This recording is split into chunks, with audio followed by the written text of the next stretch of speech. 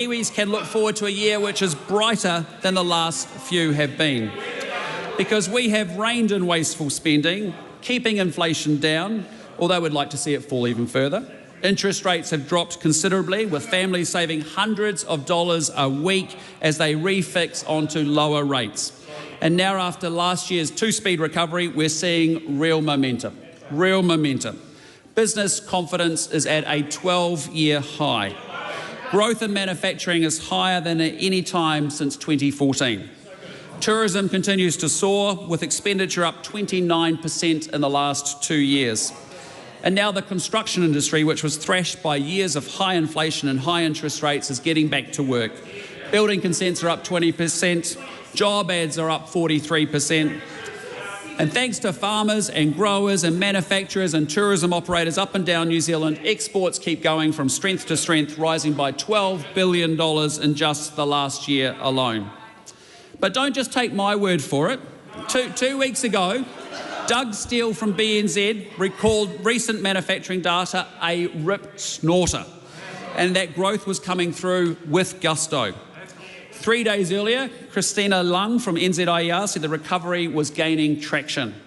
The same day, Miles Workman from ANZ said economic activity is on the up, and that's translating into business investment and hiring. And earlier that week, Chris Sinclair, chair of the Master Builders in Christchurch, said everyone's pretty positive. All the professionals, the designers and the engineers are busy. Now, Mr. Speaker, there is still a long way to go, but I want to see more Kiwis seeing and feeling the impact of the recovery in their communities, with more job opportunities and the chance to a promotion or a pay rise. But for the first time in a long time, there is real momentum in the New Zealand economy, and our team is working hard to keep things moving. But, Mr. Speaker, it's not just the economy, because when it comes to education, this government is also fixing the basics. As Prime Minister, I am determined to give the best possible shot in life to every child growing up in New Zealand today. But when we entered office, our kids were falling behind. 80% of our 13-year-olds were not where they needed to be at on maths. Half of them were not where they needed to be at on reading. And now, in just 2 short years, we have achieved a huge amount. We've banned the mobile phones, we've insisted on an hour of reading, writing and maths every single day, and we've introduced a raft of changes to get back to teaching the basics brilliantly, with whole new curriculums for maths and English in primary schools. And the results, the starting results, have been phenomenal, because already the number of new entrants achieving where they should be in phonics has gone from 36% to 58%. The number of students exceeding expectations has doubled. And so, Mr. Speaker, there is always more to do, but we are fixing the basics in education. And, Mr. Speaker, if I take law and order, between 2017 and 2023, violent crime rose 30%. Gang membership went up 50%. Retail crime doubled and ram raids quadrupled. Kiwis were absolutely sick of it, so we embarked on a program of major reform to keep Kiwis safe at their home, at their work and in their community. And we have cracked down on gangs and banned their patches in public. We have delivered tougher sentencing laws so offenders do real time. We have given more powers to police and put more of them out on the beat. And yes, there's more to do, but the overall results have been exceptional. 38,000 fewer victims of violent crime. Youth offending down by 16%. And ram raids down by 85%. And when it comes to violent and retail crime, this is a government that is fixing the basics. So, Mr. Speaker, after 2 years, we are seeing real progress in our efforts to fix the basics of the economy, education and law and order. And now we are focused on building the future, because if we want to leave a legacy of prosperity, of ambition, of hope and opportunity for our children and our grandchildren, we now need to push for more and to build the future. So whether you're driving trucks or making coffee, herding cattle or getting ready to take on the world, I want to unleash the extraordinary potential of this country so that everyone can get ahead. So kids growing up in Christchurch, like me, can see a real future for themselves here in New Zealand, raising a family, building a career or starting a business. And a more volatile and a more uncertain world underscores the importance of controlling what we can. The more we are building the economy at home, the more that we are ensuring a future for every single New Zealander here at home, and the more that we are developing and diversifying those relationships abroad, the stronger New Zealand gets. Growing our share of trade and investment offshore is critical to that plan to build the future. And as everyone saw in the days just before Christmas, we concluded a historic and comprehensive free trade agreement with India, the largest country in the world. And the largest country in the world and a vibrant part of the global economy. And it's a deal which eliminates and reduces tariffs on 95% of New Zealand's exports, with almost 57% duty-free on day one. And that's a deal that works for agriculture, it works for horticulture, it works for viticulture, forestry, manufacturing services, and a raft of other industries. It's a deal that puts our exporters back on a level playing field with Australia, and it's a deal that will support this government to build the future through higher exports, stronger businesses, more jobs and higher incomes. But Mr Speaker, if we're serious about building the future, we also need to increase our level of ambition on retirement savings, supporting greater levels of financial security for all New Zealanders. And later this year will mark the first of what I hope will be a series of increases in default KiwiSaver contribution rates from 3% to 3.5%. And over time, I hope those KiwiSaver contribution rates will keep rising to 4% in 2028 and then higher again to 6% once National is re-elected. Mr Speaker, it's not just about ideology or politics, it's just plain common sense. Why? First, to support New Zealanders' financial security against a backdrop of an ageing society. Second, to establish a spine of national capital available to invest in our businesses and our infrastructure here at home, and we'll need to get richer to build the future. And third, because when Kiwis go to work, they deserve to get ahead. By closing the gap with Australia on superannuation contributions, New Zealand will become a more attractive place to stay, work and to raise a family. Now, the good news is that employers and employees have plenty of time to prepare, but over time, higher contribution rates will mean much larger KiwiSaver balances, and I think everyone in this House can agree that that's a very, very good thing. It's a big change, and of course it's critical to our plan to build the future. Now, as I spoke about earlier, this government is already fixing the basics in primary and intermediate schools so that every child gets the very best possible start in life. But when those students get to high school, the qualification they ultimately receive should be just as brilliant as the education they received when they were just starting out. And so in August last year, we've announced our plans to do exactly that and to replace NCEA. The changes are fundamental. Instead of getting a word, you're going to get a grade out of 100 for the subjects that you study. You'll have stronger vocational pathways, higher standards for literacy and numeracy, and it's a big change, but it's a big part of our plan to build the future. And Mr Speaker, why are we doing it? Well, we're doing it because on this side of the House, we know that a world-leading education system is the only way we get to unlock the potential of every young person growing up in New Zealand today. It's the only way that we'll attract critical investments in digitalisation and technology in the coming years, improving the performance of our hospitals, our infrastructure and our justice system. And it's the only way that we'll access higher paying jobs and make sure Kiwis get the same shot at life that young people today in Australia or Singapore or Ireland get. And it's the only way that Kiwi businesses will access the talent they need to compete with the rest of the world, lifting exports, growing faster and raising incomes for every single New Zealander. When it comes to education, Mr Speaker, this government is fixing the basics and now we're also building the future. Now finally, housing and infrastructure, where for 2 years this government has been fixing the basics. We've been fixing potholes and repairing roads so that Kiwis get to work faster and safer. We've cleared away a jungle of red tape in the RMA already, enabling greater development of housing and renewable energy, aquaculture and mining. Fast Track is now consenting real projects, housing developments in Drury and Milldale and Nelson and Riverhead, a port expansion in Auckland, enabling more cruise ships and more tourism expenditure in our largest city. We've expanded gold mining at Waihi and new quarries in Auckland, supporting new roads and new development. And while there's always more to do, the results so far are encouraging because work has been pumping out on critical new roads like Otaki to north of Levin, the Melling Interchange and of course the Hawke's Bay Expressway. The good news is housing is more affordable and home ownership is growing, with first home buyers now 29% of the market, the largest share we've seen in 20 years, giving Kiwis more opportunities to be able to get ahead. Mr Speaker, we ended the war on landlords by the last government and we cancelled the taxes and the red tape that actually punished tenants and sent rents skyrocketing by $180 per week. Now, rents are stable with no growth in the last 2 years, helping Kiwis to be able to get ahead.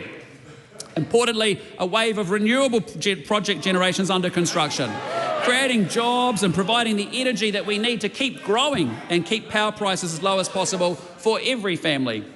In short, when it comes to housing and infrastructure, in just the 2 years we've been able to fix the basics, and now, as I say, we are building the future. We are replacing the RMA with 2 new bills designed to unshackle growth and development by abolishing around half of all resource consents, promoting growth and creating jobs. How wonderful is that going to be? That is going to be fantastic. We're building roads of national significance in a town near you, supporting businesses to grow and to make it faster for Kiwis to get to and from work. And we're signing long-term city and regional deals that build real partnerships between local and central government for the long term, promoting growth, creating jobs and lifting incomes for the long term. Mr. Speaker, it's a wonderful statement. I encourage everybody to read it, of course. But in conclusion, let me sum it up for you. We are on a mission to fix the basics and build the future, and we have made tremendous progress so far. An end to the era of wasteful spending, supporting lower inflation and lower interest rates. Much more visible policing and a tougher stance on law and order, driving down violent crime, retail crime, ram raids and youth offending. Stronger achievement in our classrooms, whether you're just starting school or needing an opportunity to catch up. And now, Mr. Speaker, as I say, we are building the future. We are growing the economy to create more jobs and more opportunities for Kiwis with rising exports, investment and productivity. We are spending taxpayers' money carefully so that we don't burden our grandchildren with more debt. We are upgrading the schools, the roads, the hospitals that you rely on, and we are delivering resource management reform that makes it so much easier for businesses to get to construction sooner. Supporting New Zealanders' financial security for the long term with greater levels of savings and investment. Mr. Speaker, more hope, more opportunity, more ambition and ultimately greater prosperity so that Kiwis can get ahead. Thank you very much.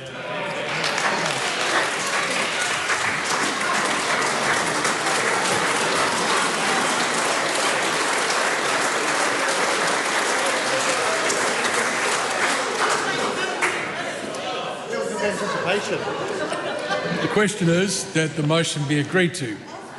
The Right Honourable Chris Hipkins. Mr. Speaker, I move that all the words after that be deleted and replaced with "This House has no confidence in this government, who have failed to deliver on their promises, are out of touch with New Zealanders, have continued to promise a recovery that never arrives, have choked off economic growth, forced thousands of Kiwis out of their job, forced up the cost of living for New Zealand families and created the conditions that have seen record numbers of New Zealanders lose hope and leave the country for good." Mr. Speaker, for a moment there I thought I had stepped out of the House and stepped into the local laundromat. Such was the level of spin and dirty laundry being stuffed into the corner. Because, Mr. Speaker, when New Zealanders were looking for vision, when they were looking for hope, when they were looking for something to give them an idea that the government knew anything about what it was doing, they would have seen nothing from that contribution.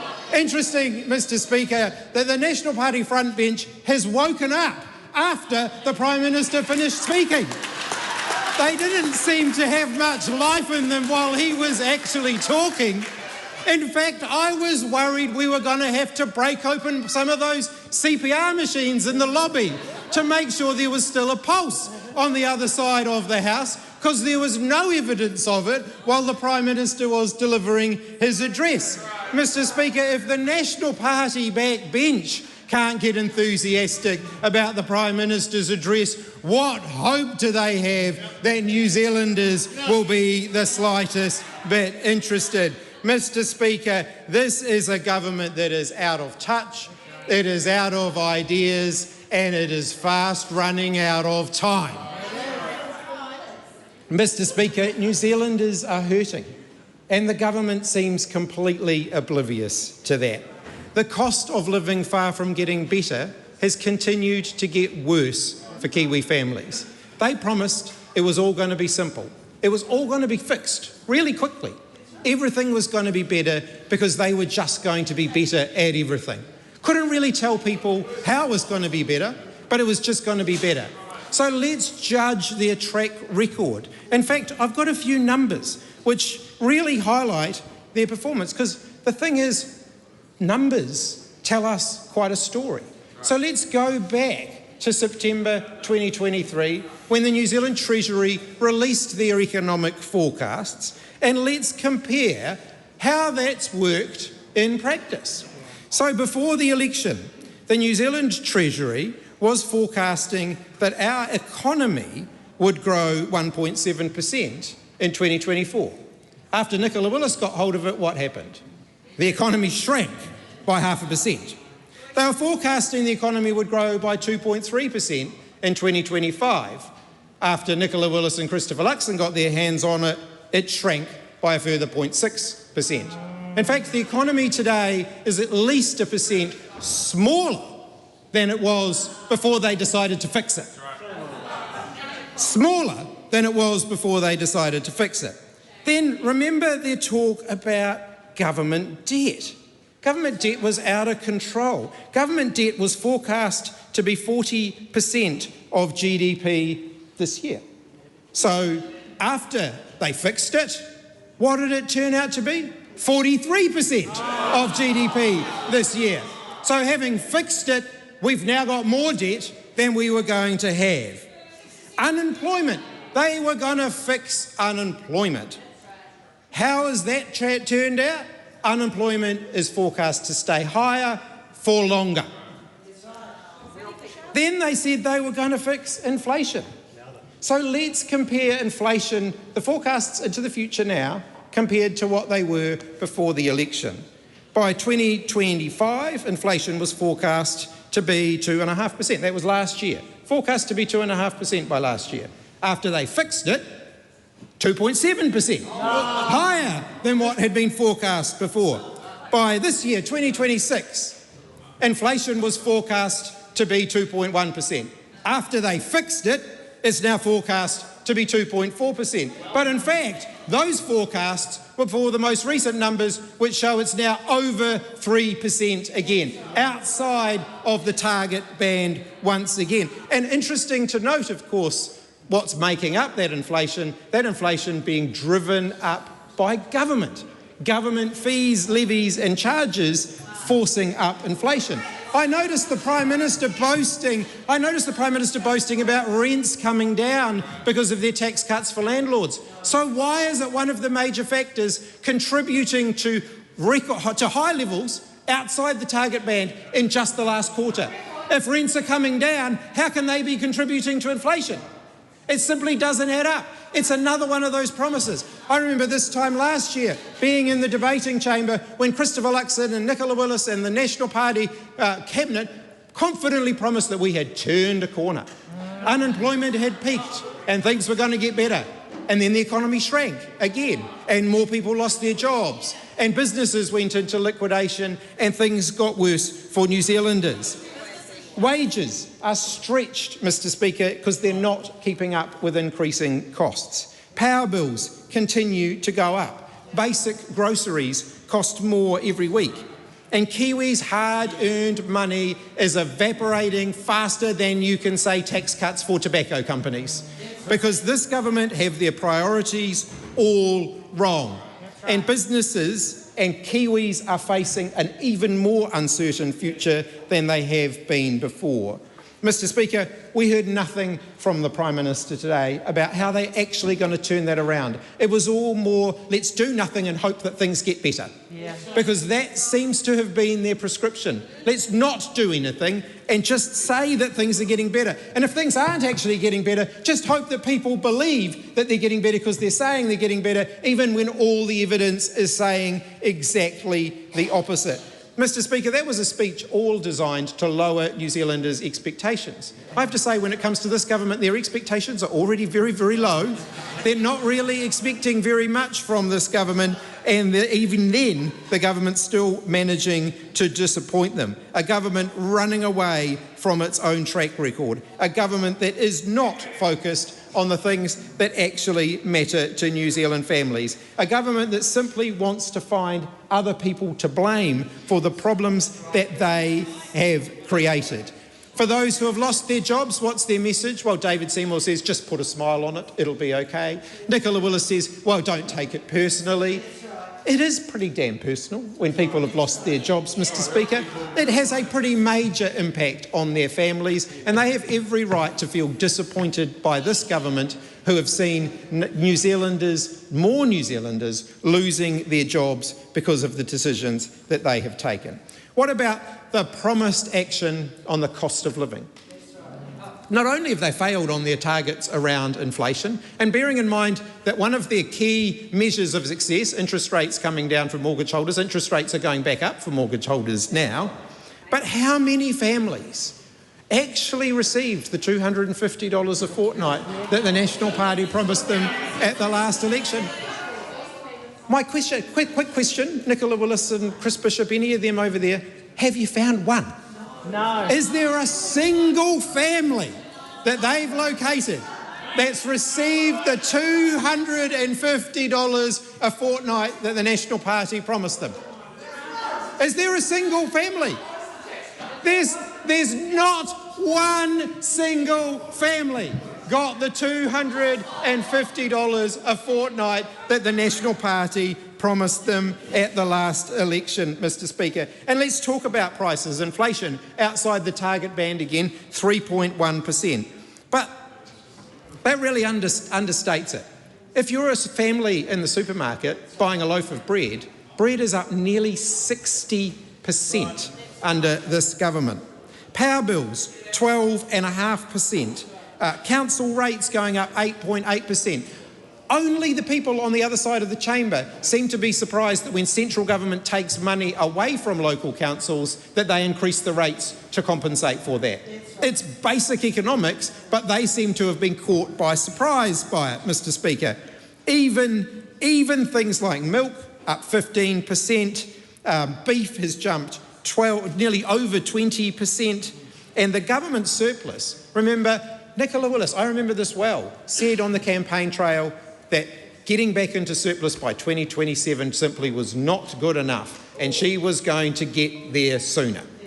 So after she fixed it, how's it turned out? Not one surplus in sight in the forecasts. Not one surplus ever projected by the Treasury under Nicola Willis's leadership.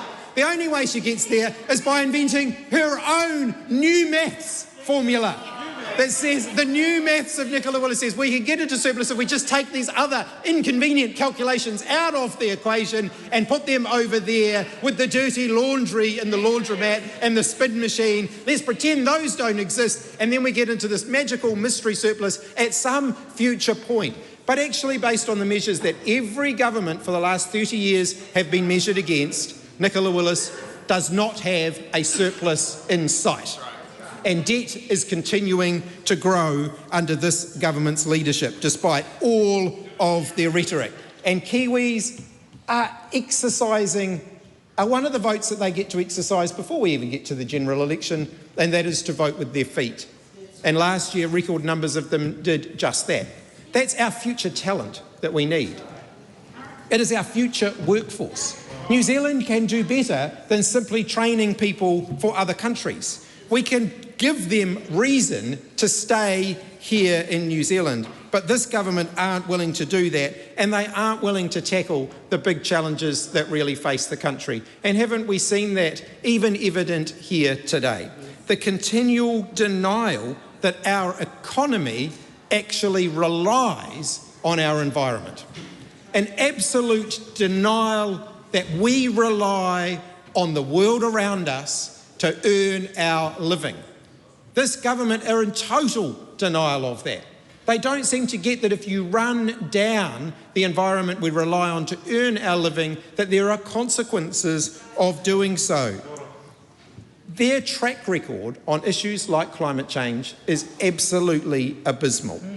Their weak and contradictory positions on the issues facing the world at the moment is simply embarrassing for New Zealand.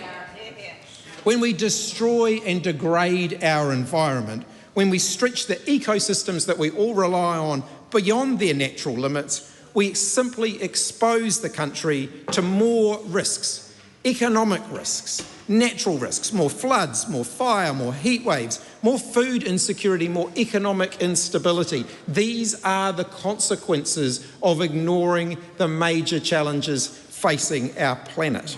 But when we protect and restore the environment that we rely on, the opposite happens. We create good jobs, we create more security, we create more opportunity, and this government have slammed the door shut on all of that. Mr. Speaker, on the world stage, New Zealand has had a reputation as a principled and independent voice in international issues. That is being sorely tested by this government. Having a Minister of Foreign Affairs and a Prime Minister constantly contradicting themselves on the world stage is an embarrassment for New Zealand. Other leaders around the world will be looking at New Zealand and saying, what is their position? Do they support the World Health Organization, as the Prime Minister says, or not, as the Minister of Foreign Affairs says? This is a government that cannot come up with a clear and coherent position. And to those who call themselves patriots, Mr. Speaker, true patriots don't stand idly by while other people run down the contribution of New Zealand's military forces in conflicts around the world. They don't stand by and let other people say disgraceful and insulting things about New Zealanders who have lost their lives in international conflicts and say nothing about it. They stand up for New Zealanders. They don't put New Zealand last.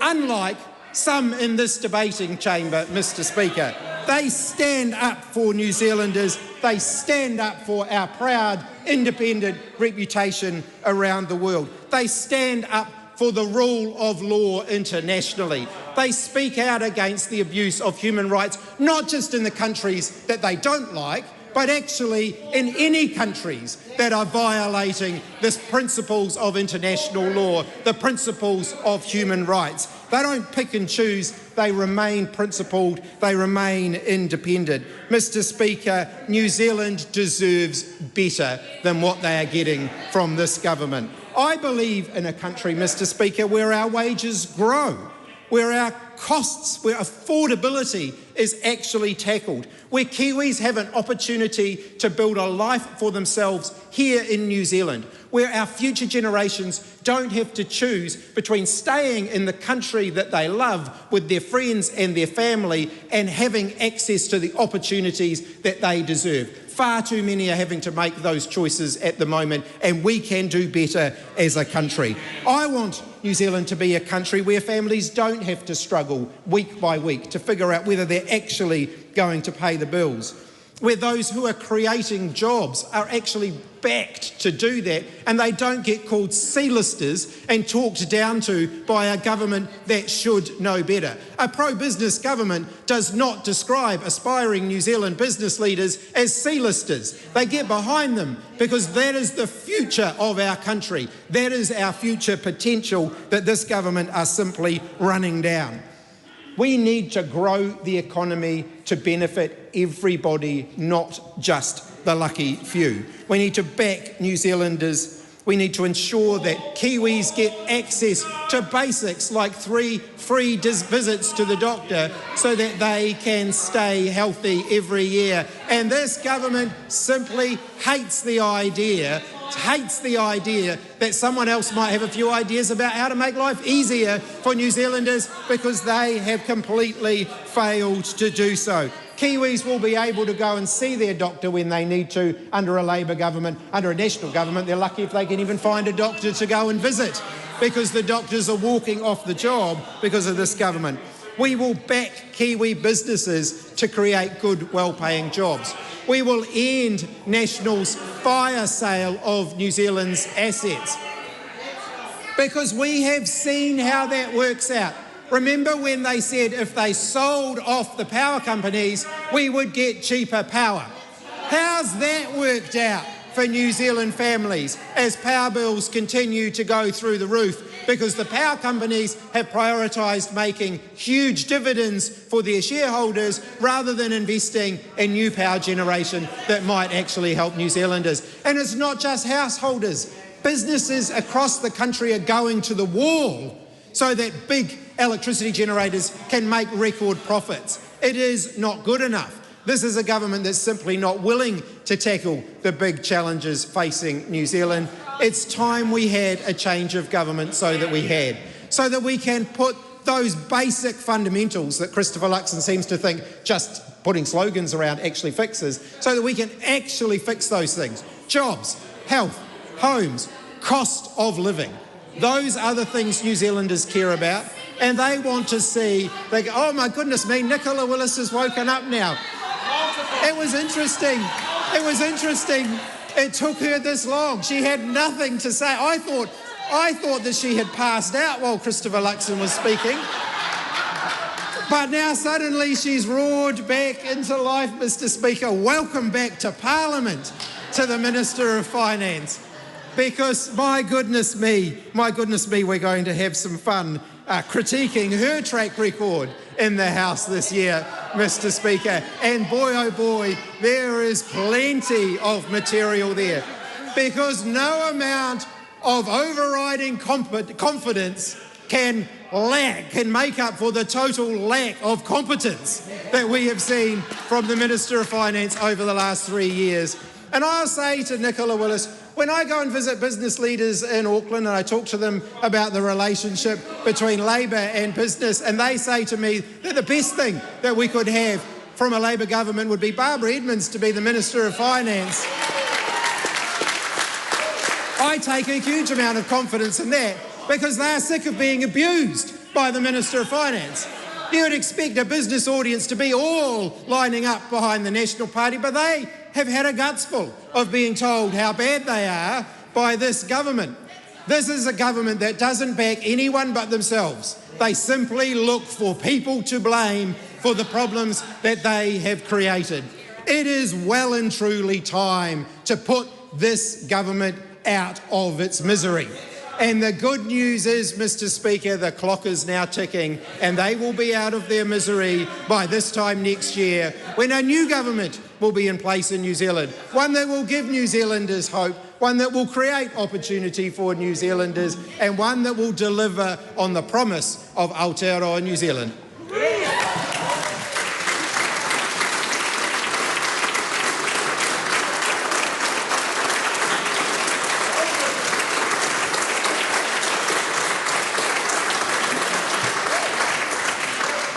The question is that the amendment be agreed to. Chloe Swarbrick. Mr. Speaker, we've just heard from the Prime Minister that the plan is working. The deliverables are being delivered. The synergies are being vertically integrated. And Mr. Speaker, I am here today to say, listen to them. Day by day, law by law, deal by deal, we are becoming the country that National, ACT and New Zealand First want us to be. And that is a tragedy, because that is a country where communities are flooded while the government prepares to subsidise fossil fuel corporations with a $200 million taxpayer handout. It is a country where homes are swept away by torrents of water and mud while mining projects are waved through via fast-track processes that rewrites the law for corporate donors. It is a country where communities are evacuated, bridges and roads are swept away, where whānau are sleeping in schools and community halls because their homes have been red-stickered, where towns and cities and marae where people have lived for years, decades, centuries, are no longer safe. For many people living in Christopher Luxon's New Zealand, the power is out. The water doesn't run. The roads are closed. The hospital is overwhelmed. The jobs are gone because the mills and the factories have been shut down during the vicious recession driven by this government's so-called year of growth. The bedrooms are cold and damp because the heaters and dehumidifiers are off, because people cannot afford their energy bills, or their rates, or their insurance, or their groceries. 200 New Zealanders leave the country every day in search of a better life. This is the country that the government wants. We are living in it. And the future that they are promising us, Mr. Speaker, is more of the same. So when they tell us their plan, we need to listen to them. When Christopher Luxon tells us that we need to work harder, longer hours and take shorter holidays, I want New Zealanders to listen. When David Seymour says that he wants to gut our founding constitutional document, listen to him. When Shane Jones tells us that our oceans and our forests and our national parks and our conservation estate need to be opened up for mining, listen to him. When Brooke Van Velden tells us that she thinks that the workers have got too many protections and too much security, listen. When Louise Upston tells us that she'll punish the young people who won't work the jobs that don't actually exist, listen. When Paul Goldsmith promises to criminalise homelessness for people who the government has ensured cannot actually get into housing in the first place, listen. Elections these days, Mr. Speaker, feel often for a lot of people like they're just about marketing. Advertising, brands, slogans, focus groups, politicians saying that they care about you and that they have a vision for the country, a hope for the future. But the reality is, Mr. Speaker, we are living in the future that this government promised us 2 years ago. Take a long, hard look at it and listen to the people who have governed this country for the last 2 years, because they have told us and they have shown us who they really are. Yesterday, I was at Whakapōmahara Marae in Whananaki. They had had a month's worth of rain in a day. Everybody mucked in and cleaned up. Climate scientists have warned us for decades that burning more fossil fuels and ramping up intensive agriculture means a warmer atmosphere, warmer oceans, and more intense and frequent storms. And their warnings are now our reality. I am not going to pretend that the future is going to be sunlit utopia. There will be more storms and there will be more floods. But we can be a country that prepares for the storms that we know are coming. We can build real resilience, Winston Peters, instead of mining and extracting and destroying it. Much of the world is actually already into this clean green energy transition, to solar, to wind and to distributed grids, because it is cheaper, it is cleaner and it is more resilient. Yet this government is locking us into a brittle, fragile, yet hugely expensive for the regular person and far more profitable for shareholders energy system. They aim to make us more dependent on fossil fuels and at the same time more vulnerable to their effects. But we can choose to keep the lights on and the hospitals open during climate emergencies that we know are coming. And we can lower power bills and create warmer homes at the same time. Green fantasy, Shane Jones will say. But it's just what competent governments in other countries are already doing. Because, Mr. Speaker, why wouldn't you? We should be very sceptical of any politician who tells us that what the rest of the world is actually already doing is madness, that it's somehow impossible when the proof is unfolding before our very eyes. We should ask why they have taken such a crazy, economically and environmentally destructive position, and we should ask whose interests they are really serving. We know, Mr. Speaker, that the country is fed up with politicians just bickering back and forward with each other while the world burns and life gets harder for regular people.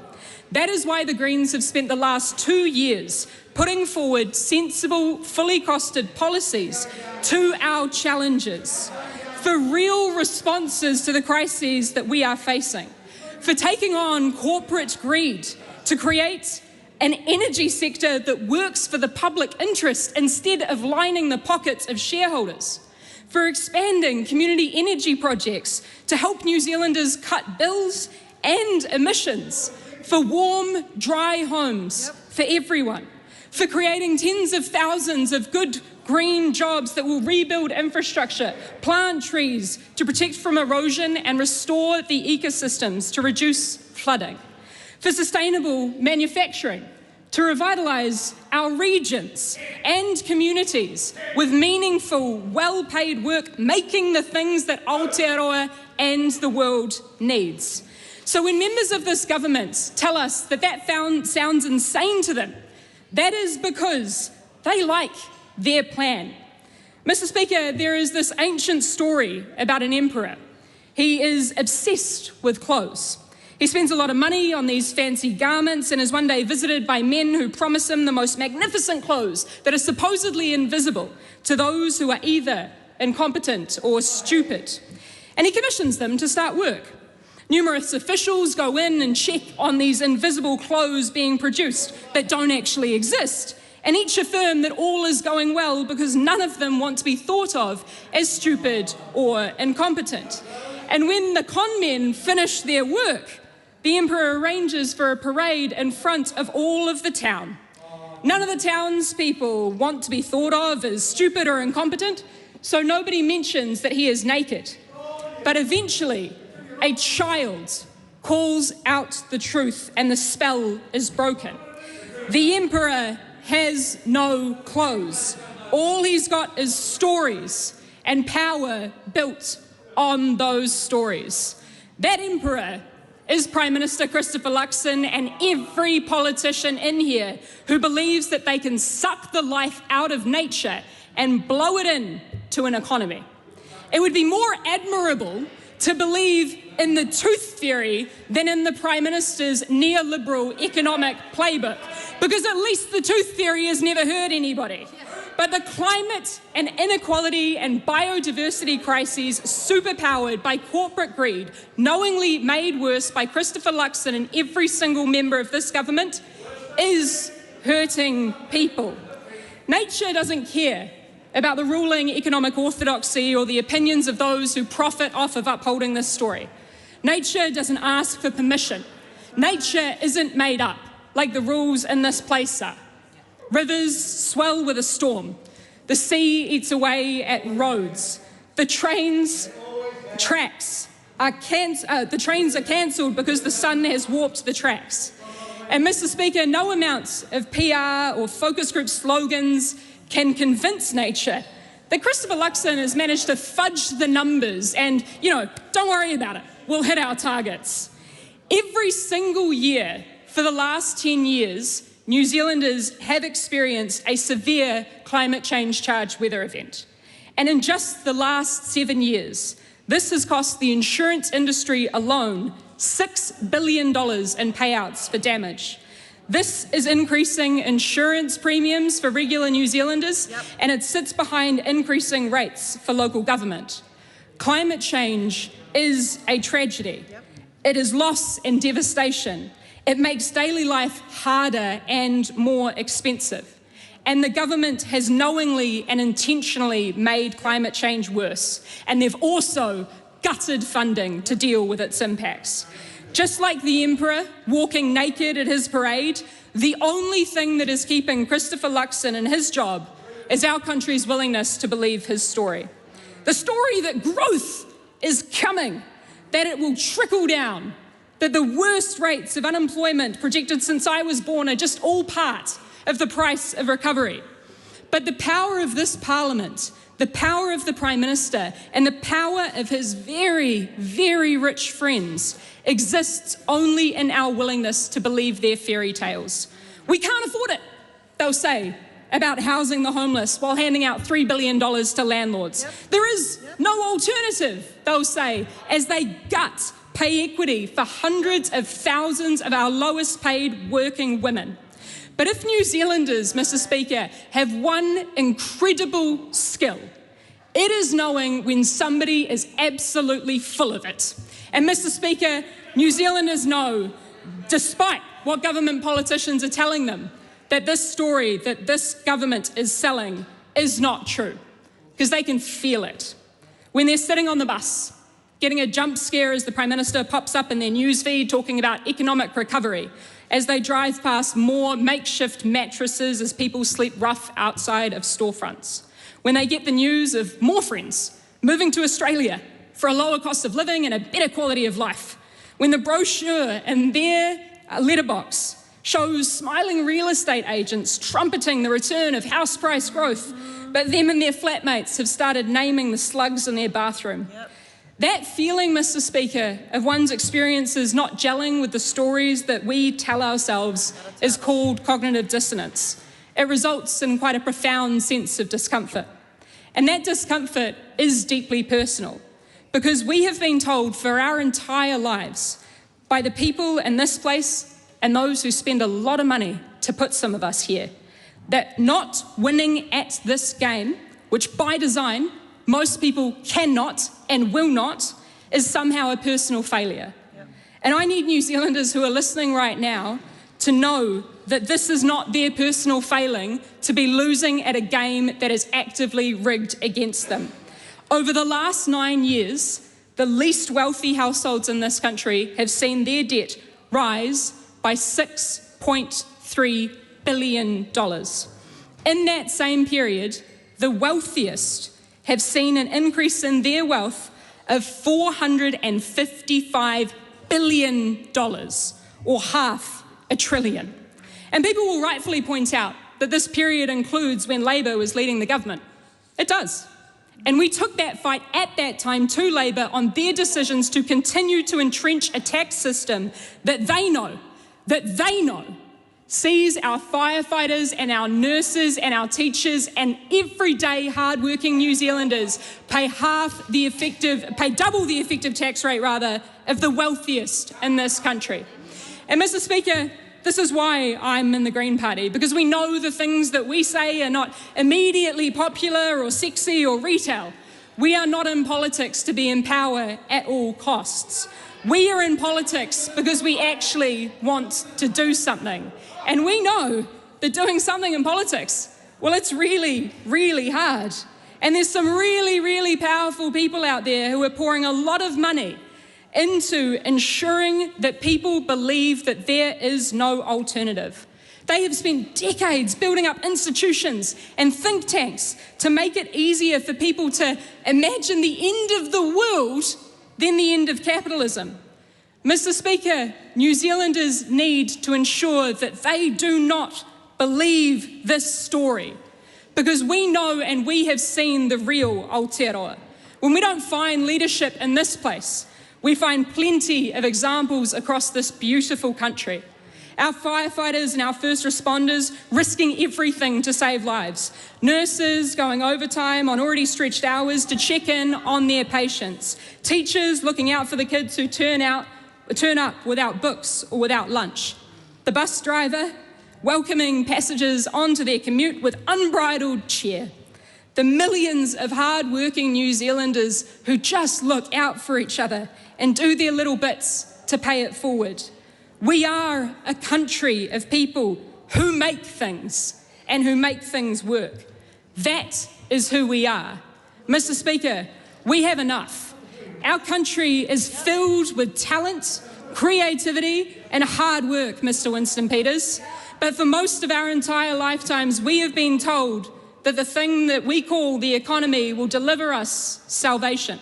So people have worked harder and harder and harder for longer and longer and longer, and they've got less and less and less in return. The rules of this economy are killing us and the climate necessary for life on Earth as we know it. That's not hyperbole. Our soil is poisoned. Our air is poisoned. Our politics is becoming twisted and toxic and poisoned. The economy that this government champions is just a set of rules that privilege immense greed at the expense of everything and everyone that we love. We can't afford to fix our infrastructure in our hospitals and our schools and build a climate-safe future. We cannot afford to allow the super wealthy to siphon off the hard work of everyone else. Where just 119 households now sit atop a treasure pile worth more than everything owned by 2 million New Zealanders, where billionaires can afford lawyers to fight community and conservationists to try and get another helicopter pad while kids are going hungry. Instead, imagine our Aotearoa, where people don't have to work multiple jobs to make ends meet, where there is time for family and the things that we all love, where we understand that without nature, there is no economy. We're catching up with a friend in a different city or town. Doesn't mean selling an arm and a leg to get on a plane, but an adventure on a train network that our country prides itself in, where regardless of where you are born in this country, you get the best possible start in life through the highest quality early childhood education, because we made a decision to fund it just like we do our public schools, where we decided that everyone's basic need for a doctor or a dentist is actually a non-negotiable, because no one deserves to be in pain, and all of us deserve the ability to get well and to contribute to our communities. It's not rocket science. Plenty of other countries have made these kinds of decisions. And once upon a time, before it was infected by sad fairy tales of greed at all costs, this place used to make those kinds of decisions too. Mr. Speaker, that is how you build a country, by realising that we all need each other, that we're not 5 million random isolated individuals all running around in competition with each other, but that we can work together to create things that no one person can ever do alone. Democracy doesn't work when it's just fancy people in here arguing back and forward amongst each other. So this year, more than ever, we want New Zealanders to recognise that every conversation that they get to have with their fellow New Zealanders is an opportunity to start creating the kind of country that we all deserve, to find the things that we have in common, and to start building our world from that basis. My message to those New Zealanders is that you don't need to know everything. You don't need to be perfect, but no one is coming to save us. And this is so much bigger than just one election. This is about the stories that we are willing to believe and the country that we build on those foundations. So believe this government when it tells you that it is focused on profit at all costs. And believe me when I say that if I can achieve just one thing in my time in this place, it is for regular New Zealanders to understand their power, to believe in themselves and in the Aotearoa that we can create if, and only if, we dare to believe in each other. Mr. Speaker, this government, like the Emperor, is naked. They have nothing but their trickle-down fairy tales that they are begging New Zealanders to believe. And we can instead believe in upholding the dignity of everyone and the health of our planet. And from that place, we can act. Bring on November 7th. Woo!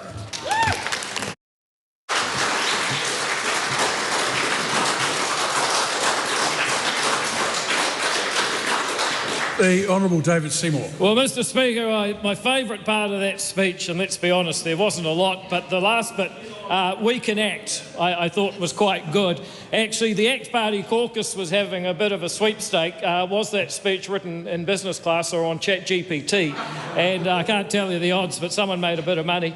Mr. Speaker, I want to welcome you and my parliamentary colleagues, Nicola Willis, fellow leaders in the coalition government, back to Parliament. Of course, my ACT colleagues, we have an enormous amount of work to do, because there are those who will promise that if they're in power, everything is perfect, and yet if they're out of power, only months later, New Zealand turns into some sort of existential hellhole.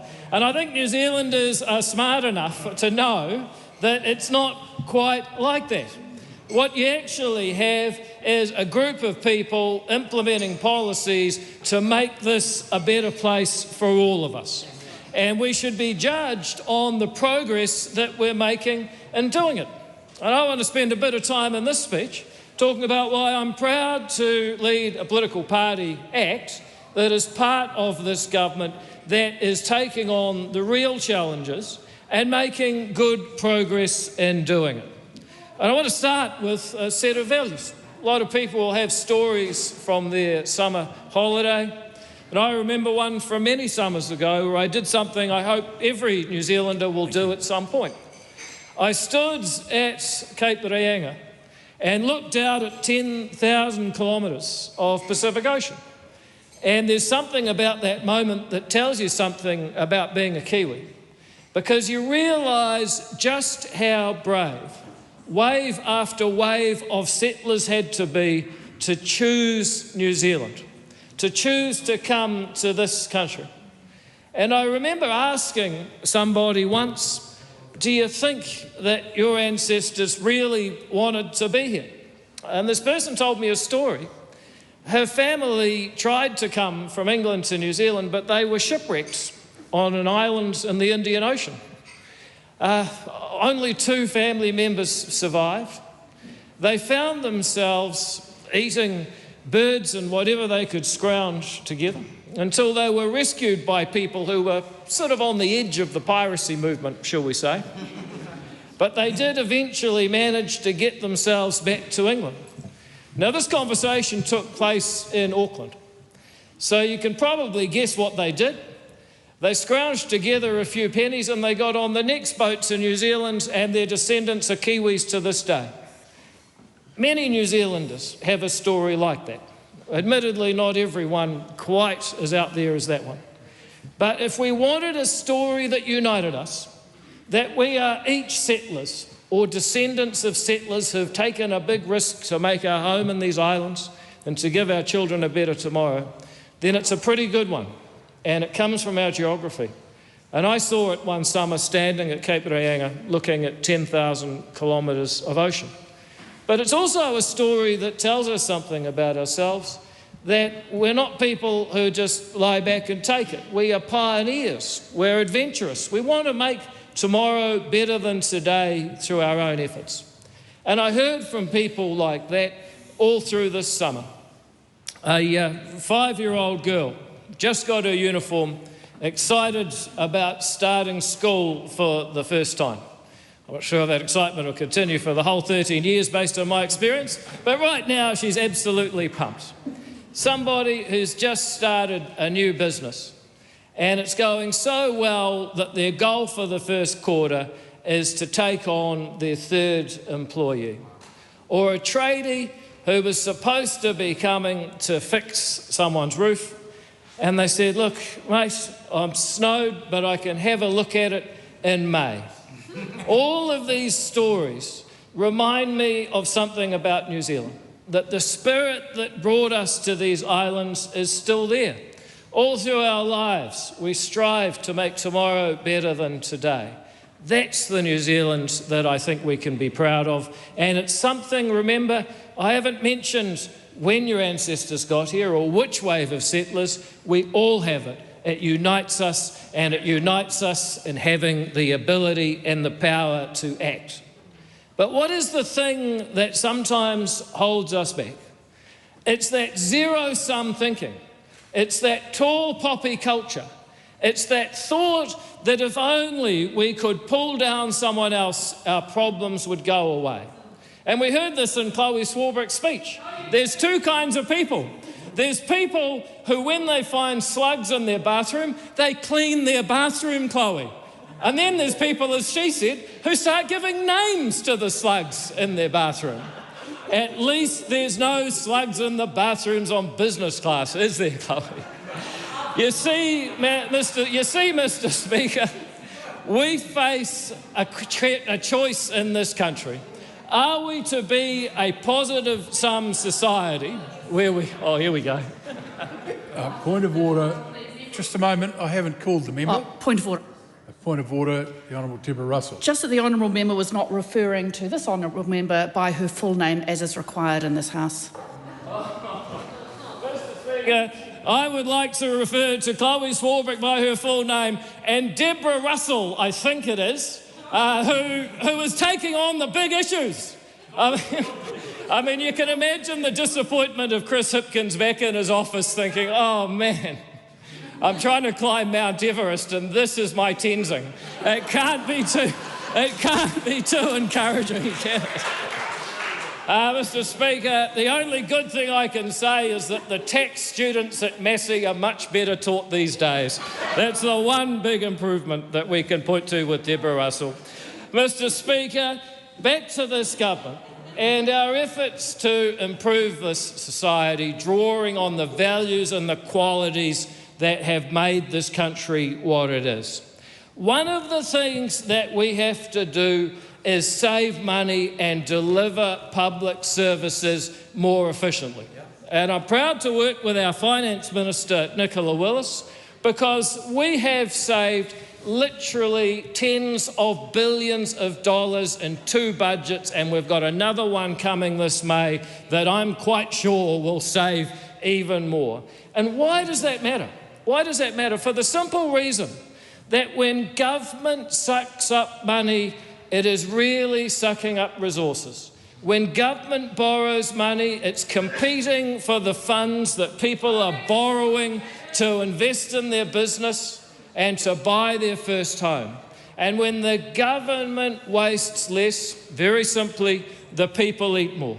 So to be part of a government that is wrestling down record deficits, that is wrestling down enormous interest payments, nearly $10 billion a year just paying the interest on the debt those guys borrowed, I know that we are ensuring that the poor will eat more because the government is wasting less. And it's little things like making sure that we can deliver the school lunch program with the same return rate as Labor's program, but at half the price. And I see there's members indignant about this. Ask the children not what they think, but what they do. And they send them back no more than they did under Labor's program, but we're spending half as much money. Now, if every MP in the government side, opposition side, saved as much money as I saved with that one initiative, we would very nearly be back in surplus. The problem is we're in deficit because they have the opposite effect when in power, and that's why we must keep them right there. We've done the sums as an ACT party, and we calculate if you gave your party vote to ACT in 2023, then the savings of ACT ministers and policies on your behalf is $57,000 per voter. Now, that's a pretty powerful party vote for ACT, saving $57,000 from the taxpayer. And if you really care about that 5-year-old starting school and the wider young generation in this country, then you will stop borrowing on their account, which is what irresponsible spending means. And that's the point I make to New Zealanders under 40 in this country. You will be paying far more debt off than those over 40. So if you care about the future of this country, you'll balance the books and make a careful use of taxpayer funding. And I'm proud to say that our party and this government is making an enormous contribution to saving for the next generation. But also, if we want to make life more affordable, then we've got to reduce the amount of time tied up in red tape. And I see here Chris Bishop and I see Simon Court. These guys are heroes. If they can halve the number of resource consents applied for in this country and add $3 billion a year to GDP, simply by saying, look, if you want to get activity on your own property and it doesn't harm anyone else, you don't need a consent anymore because it's not anyone else's business. If we could just put that simple common sense principle into law, then we can really get cooking with gas in this country. And that is how you save money and you ensure that our society becomes wealthier. That is an enormous bit of progress, and I'm proud to say that resource management reform based in property rights is a change that ACT can proudly claim to have driven. But you see it in anti-money laundering, the bane of the existence, not so much of drug dealers and criminals, although I understand they don't like it, but ordinary people just trying to go about organising their affairs. Nicole McKee is fixing that. just as Brooke Van Velden fixes the Holidays Act so that people can get paid the right amount. And isn't it interesting, the Labour Party, how often do they get in behind Brooke Van Velden ensuring that workers will get paid the right amount? Do you hear any praise? Do you hear any positivity? Of course you don't, but Brooke Van Velden is doing it, and she's fixing employment law so that if, for example, you sexually harass someone in the workplace and you get fired, you can't then take a claim against your employer on a technicality. That's been the disgraceful reality of unbalanced employment law that Brooke Van Velden is fixing so businesses can get on with actually producing. And then we talk about those rental ones. If they're Green voters, they're busy naming their slugs, we've just heard from the Green Party.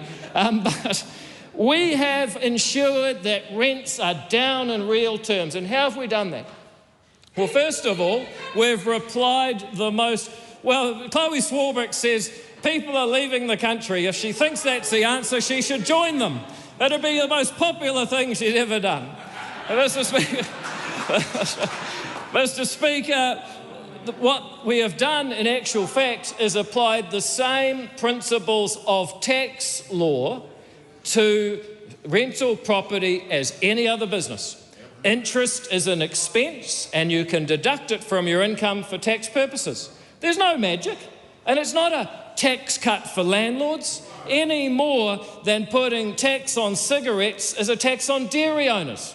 Most taxes, in the end, fall on the end user, and in the case of taxing rental property, the tax was falling on the people trying to rent homes in an inelastic market. And that's why getting rid of that tax has ensured that rents have fallen in real terms. So has reforming the Residential Tenancies Act. Reforming the Residential Tenancies Act as though landlords might actually be the property owner, meaning that they can actually get rid of someone troublesome. Well, that's actually ensured that people are more willing to enter the market, and ironically, tenants have more choice. This is how a real market works in a society where people are trying to make a difference in their own lives and asking, how can we make tomorrow better than today, rather than asking government to solve every problem. Mr. Speaker, we've also ensured that actually producing a buck is easier too, because that's the other side of being able to afford things. Yes, we've dealt with taxes and red tape and regulation, making it easier to build homes and rent it out, making it easier to build supermarkets so that people can have a more affordable life in this country. That's all true. We have done all of that. But we've also made it easier to deduct your tax when you buy new plant and equipment in your business. We are also systematically dismantling the red tape and the regulation, such as the significant natural areas. We've got rid of the climate policy that would have driven sheep and beef farmers out of business so production could happen overseas to the benefit of foreign farmers who emit more than hardworking and efficient New Zealand ones. We've also ensured that you're going to be able to work as a contractor and have clarity about how that contract works. Again, Brooke Van Velden making it easier to do business. These are just some of the things that this government is doing in the spirit of our founding and our origin story as a country to make it easier for people to provide for themselves and spend less time paying taxes that government waste and complying with rules that don't actually make the boat go faster. But there's no point being able to afford your groceries if someone nicks them on the way home. And in this country, we for too long tried an experiment that was almost too stupid to be true. But you remember who was in power at the time. They decided that if only we were kinder to criminals and we waited long enough, eventually they would be kind back. You see, the others have kind of moved on, but Te Pāti Māori, they are still continuing on in this vein. I saw the other day, I thought, this must be AI. They must be using the same apps as Chloe Swarbrick writes the speeches with. They had something on their Facebook that said, Te Pāti Māori will get rid of prisons. And I thought to myself, number one, why would they do that when Māori are the biggest victims of crime? And number two, are they going to get rid of the prisons for everyone? Would they release the Christchurch terrorist? I'd love to hear the Māori Party member get up and answer that question. Would they let a white supremacist murderer out of prison as part of their policy? Or are there some standards? And if there are, why don't they use them to protect everybody else who is a victim of sexual and violent crime in this society? What this government's done, and Nicole McKee's here, we've reintroduced 3 strikes. She's also ensured a 20% drop in the time taken to get through the criminal courts, because justice delayed is justice denied, and there's far more coming where that was. We've seen a 16% drop in youth crime, and Karen Chua has shown it is possible to run an Oranga Tamariki facility without KFC. That's right, OT without KFC is what this government is delivering with our Minister for Children, Karen Chua, and incidents and assaults in those facilities has gone down because she set some basic rules and because she cares. You know, Karen Chua has been to all 58, I believe, or very close already, to all 58 Oranga Tamariki facilities, because for once we have somebody who embodies that story of suffering at the bottom of this system and rising to the top to fix it for all the others. And that, for me, is a true New Zealand hero in Karen Chua. Mr. Speaker, we can now evict people from Kāinga Ora if they are harassing their neighbours. Imagine those basic values that if the state gives you a house at a significant discount, you actually have to be kind to the rest of the community because you're benefiting from this community spirit. It may seem normal and commonsensical to many people, but it was not the norm. Whereas an electorate MP, I'd hear people abused to within an inch of their life, the people doing unmentionable things that could get me kicked out of Parliament if I told you what they were, Mr. Speaker. Now, if they do it, they get kicked out because guess what? There's other people waiting in the queue, and that queue is shrinking because KO is finally being managed competently. Mr. Speaker, all of these policies, and I've just been giving you a small selection, really just the ones that have come into mind as I've been speaking to you. Those policies are all grounded in the most basic set of values, and that set of values outlines the difference between this side of the House and that side of the House. On this side of the House, we believe in that origin story, that if we hadn't made a brave journey, we or our ancestors hadn't settled here, we wouldn't be here. We wouldn't be Kiwis. And therefore, what it means to be a Kiwi is to have ambition, to be adventurous, to be a pioneer, to believe that life isn't like bad weather. We can change it through our actions and our choices, that we can choose a brighter future, we can fix the things that matter and find ourselves in the greatest little country on earth. But it's all going to depend on asking who has acted with integrity, who has been consistent on the policies, not just in the last year, in many cases for the last 10 years, when others may have taken 1 or 2 or more positions on the same issue in the same period. The ACT Party has advanced these values, that each Kiwi has the right and the obligation to make a difference in their own life. Year after year, speech after speech, debate after debate. And quietly, as I stand here today after 2 years in government, I'm reminded of another great Kiwi saying or song, and it's this: I feel, as we go into 2026, now we're getting somewhere. Thank you, Mr. Speaker.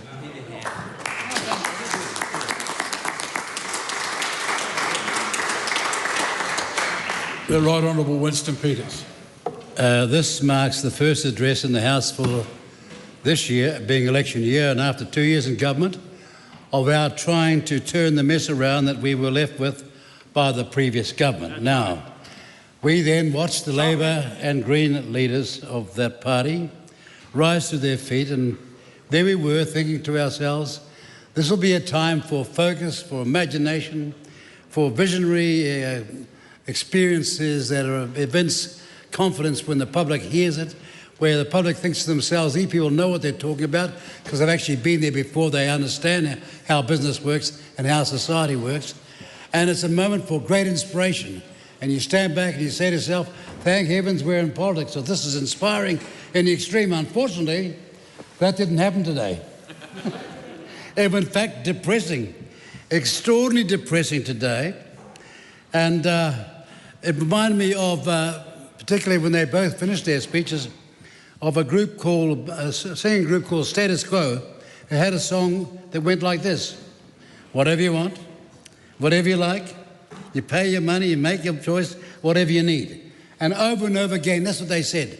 No explanation of their appalling management of the economy when they were all by themselves. The fact that they ran the second most rigid COVID response all by themselves, and we're still recovering from it. Large part of institutions in this country are still recovering from the second most rigid application of the COVID rules of any country on earth. And they think they can walk away and say, because we left you with these massive debts, that somehow in the next 24 months you should have turned it all around. That's how numb they are of the facts. There are a few people there that know how to run the school tuck shop. It shows in the way they speak. And if you deny that, put your hand up and tell me you are. What's your record of making money? Private money, where you put it all on the line yourself. Hands up, come on, tell me. What's your experience? Not a murmur, not a mutter, not a syllable, not a sound. And out there, you people who are voting, when you're watching, ask yourself this: well, if that's their record, how will they handle your money? And that's the critical thing we have to be concerned about. New Zealand First has played an integral part in this government. It's not been easy because there have been massively serious inherited problems in so many areas. And we did that on the back of a huge pandemic that we had to get on top of, having paid the price for rash decisions and lockdowns that didn't work. That's the record analysis of the rest of the world. So why aren't we saying it at our time in history right now? There have been a number of major achievements, though, that we've made over the past 2 years, and there are many more to come over the next 12 months. Can I just mention some things that we are dealing with as a political party? We've got, for example, Shane Jones and his portfolios, where he's got a marvellous record, second to none, in being a can-do minister. That's right. That is not talking, getting out there and do things over and over and over again. And all of a sudden in the debate today, we realise we've had some climactic disasters. And they're starting to look back and say, well, who spent what, where and when? Oh, they're not saying that the Provincial Growth Fund was a waste of money anymore, are they? And all of a sudden they're saying that might have been a brilliant idea. In fact, it's a brilliant idea. Can you help us going forward? Well, we'd like to say, well, if you had 3 times the money, we'd do 3 times as much. That's right. But that's for after the next election. I need my defence. Well, we're a very proud Minister of Defence in our support for defence, because we understand the need when we're out in the real world to walk amongst people who don't look over our shoulder and think we're all bulldust. Who look over our shoulder and say, you're worth listening to because you're part of the solution. You're not part of the problem. That's the difference. And I'm having this marvellous at the moment now, you give me the deviation at the moment, to have some 4 ministers of foreign affairs and others banging on about what we should have said with respect, for example, Afghanistan. Afghanistan was a case where we were there, but we may have been associated with NATO, but we weren't part of NATO. And if we were to respond, then the Minister for Defence was the right one to respond. That's what a methodical, organised government looks like. And she did. Why? She did so much that it was in yesterday's Herald editorial. On the very day that he was opening his mouth and let the wind blowing his tongue around, right? On the very day he was saying this is in the New Zealand Herald. But out there in the mainstream media, where they say, Mr. Goff, excuse me, don't you not know that? Do you not know that we've got a Minister of Defence? That was her job to do the job as the Prime Minister recognised and as I recognised. And there he is, though, banging on away, Mr. Goff. And my question to Mr. Goff is, how do you think Hipkins feels? He's meant to be the leader of the Labour Party. We know he's not, of course.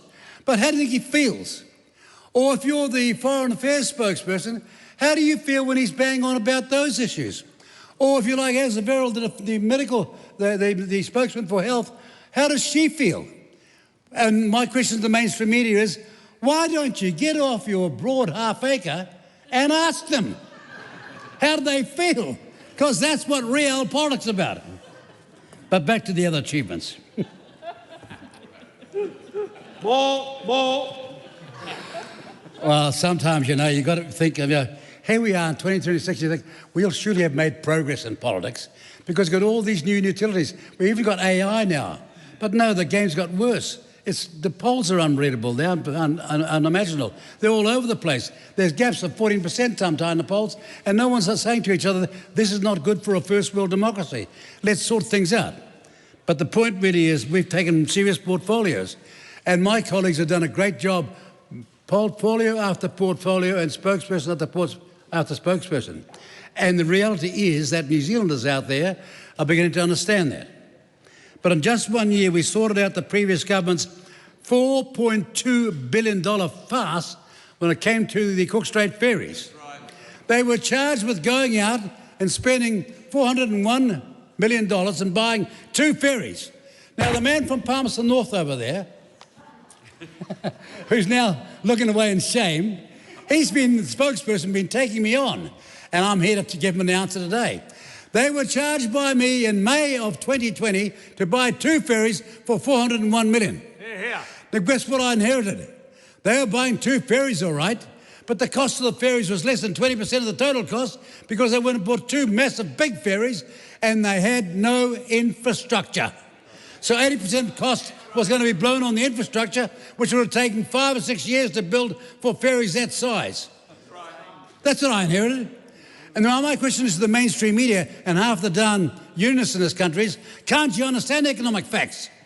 We're going to save you $2.3 billion at least already. You know, maybe more actually.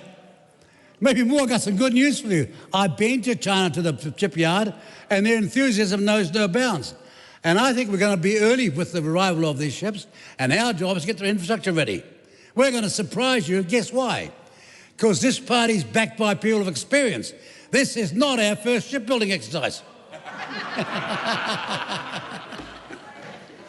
In fact, Judith Collins will tell you, we're out there buying ships, buying planes, ordering these things. Unlike these amateur hour people who'd come and step up to do the job, and no one says to themselves, how will they go when they face all these civil servants who've been around 10, 20, 30 years?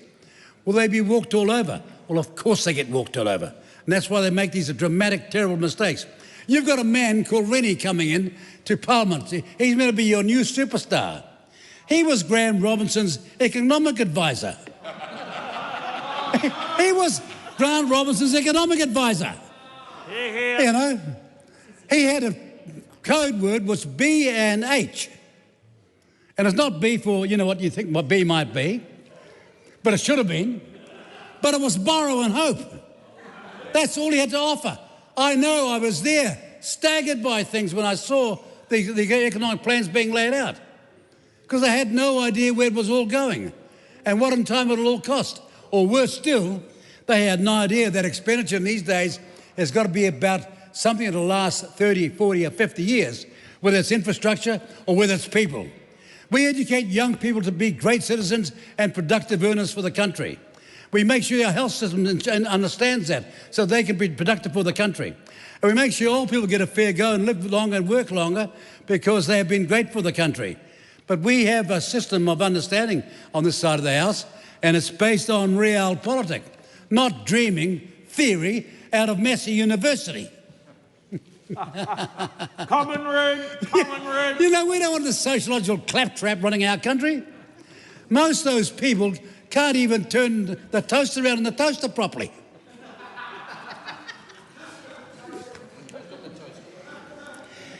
Well, rail was woefully mismanaged, but things are back on track. We've even ensured that rail made a serious profit last year. And the railways are back on track, heaving logs, dairy, grain, cement, and yes, Shane Jones, coal. Ever heard of GDP? Ever heard of jobs? Well, that's what we're about. You're looking at a party of realpolitik. Here. You like that? Here. Reality. Not light rail labour, tradies on push bike greens, and hikoi kakoi show ponies in the Murray party. No, we're talking about real transport. And this year you'll see major advances after years of hard work. The Auckland City Rail Link will, hallelujah everybody, it's going to open. No? Before the general election. and years of work to ready our largest population centre for a better public transport system will finally pay off. And on Thursday, the line reopens after, that's this Thursday, the line reopens after the last many weeks' long closure because we've been out rebuilding the best part of the network from the ground up. And 66 new freight locomotives, I'm going to say this real slowly, 66 new freight locomotives will arrive from Spain, replacing the entire South Island fleet of almost 50-year-old locos. That's locomotives, not Labour Party supporters. and some of the poor-performing locomotives in the North Island. And freight keeping on schedule is everything, and reliable assets like this will boost KiwiRail's performance. We don't dream up utopia in puffs of smoke. We talk to the workers, the unions, the freighters, the commuters, and get the infrastructure built. What we're building will be around 50 to 100 years from now. We're taking up where Vogel left off, with the same sense of inspiration. He built in 10 years more than the next 130 years. And he did it with horse and carts. Now, we've got more advanced than that, but we're getting back to make sure that we've got a great alternative in transport in this country, because as the main freight head said to me one day, Winston, rebuilding railways is a no-brainer. It's important. Last year, the Auckland electric network was extended to Pukekohe, and the third main line was built at the busiest junction of the whole network. These are just two of the projects we started in 2020. Others talked about it, but we did it. And I mentioned the two ferries, so I won't mention that again because we've got to move on. We'll spend no more than $1.7 billion on the ferries and port infrastructure. That is $2.3 billion less than the Labor project had got to. I want to make sure you understand this as well. Our thanks go to the Inter-Islanders crew for their dedication, because over the Christmas, it was the other freight company that failed, but over Christmas, they had a staggering success rate of that period at 100% reliability.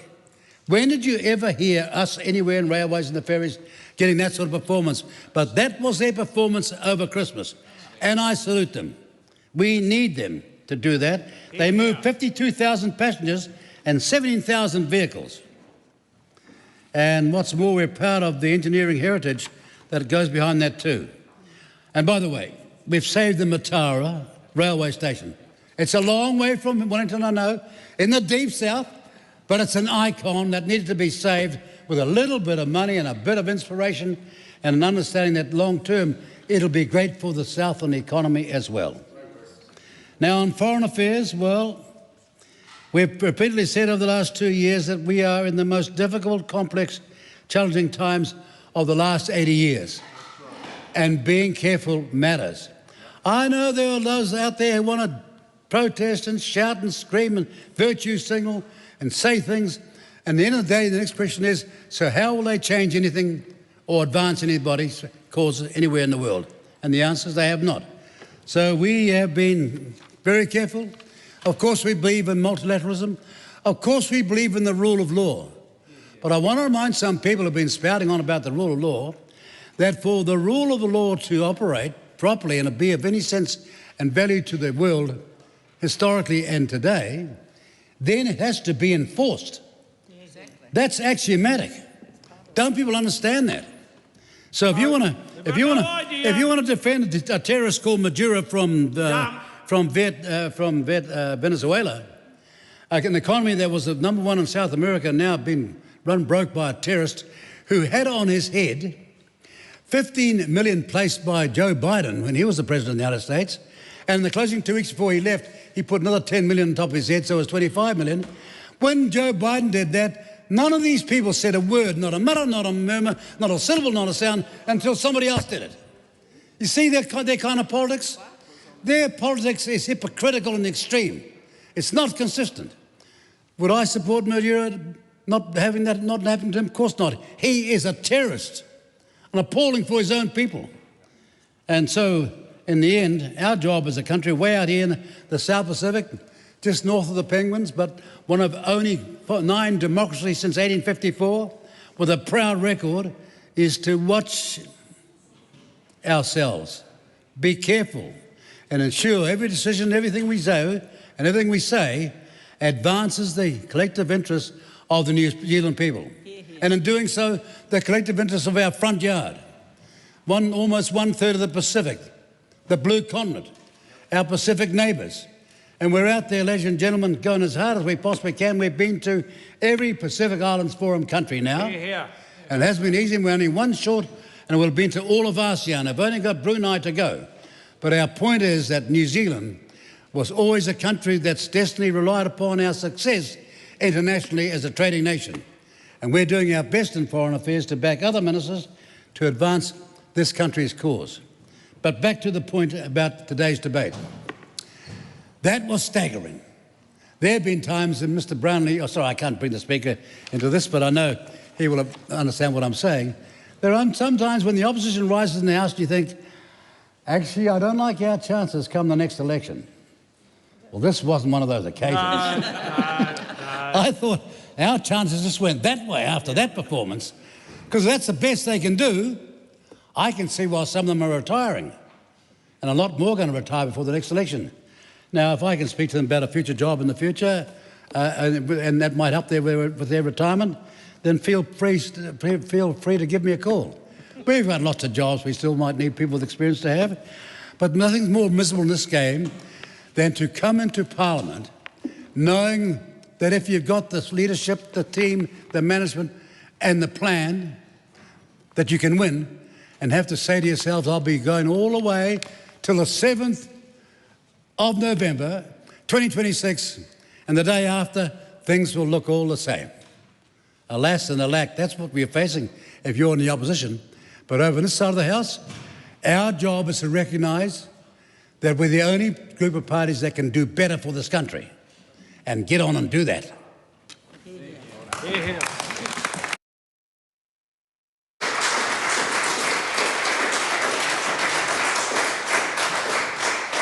The Honourable Nicola Willis. Mr Speaker, parliamentary colleagues, Happy New Year. Happy New Year. 2026 is going to be a very busy year for this Parliament, because as representatives of the New Zealand people, we have a lot of work to do to make their lives better, to fix the very basics in their life, ensuring that we have inflation under control, that interest rates are manageable, ensuring that our police have the powers they need to arrest those creating crime, ensuring our education system is educating people. But more than that, Mr Speaker, we also need to build a future for this country that addresses long-standing problems that too many in this Parliament have lamented and too few have dug deep to address. And we do so against the backdrop of a world that is more volatile, certainly, than it has been in my time in Parliament. And as we embark on this task, and as the Prime Minister's statement sets out, we have an extremely busy work agenda.